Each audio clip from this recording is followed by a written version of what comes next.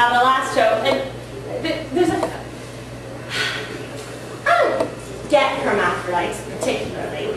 And I think it must be weird to grow up thinking you're one thing and then you sort of hit puberty, and that must be very odd. And we have a cat in our family who had a similar affliction.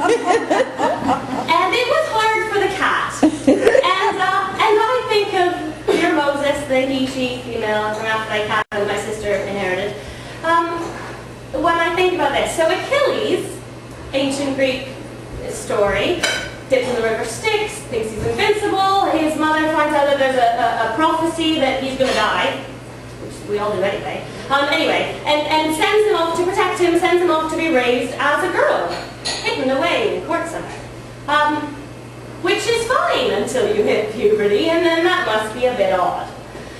So this show is all about that, and it's all about sort of cross-dressing and gay, straight relationships and sex and puberty and hormones, and it's a fabulous time of the show. And this song, actually has nothing to do with any of that, but the story's so cool, I'll tell you. So this song, called Little Monsters, is sung by Achilles' mother, Beth. I'm looking at Mum there, who's going to correct my pronunciation. Just about the joys of being a mother, really. Yeah.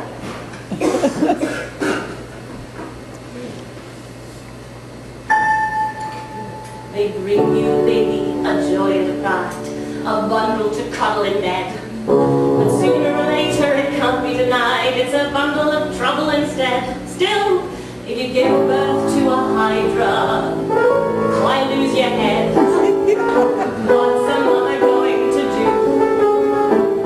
Your baby is telling you nothing is wrong as it gurgles and bees, and you say to yourself that it shouldn't be long till the two of you drift into dreams. But the gurgling was only a sign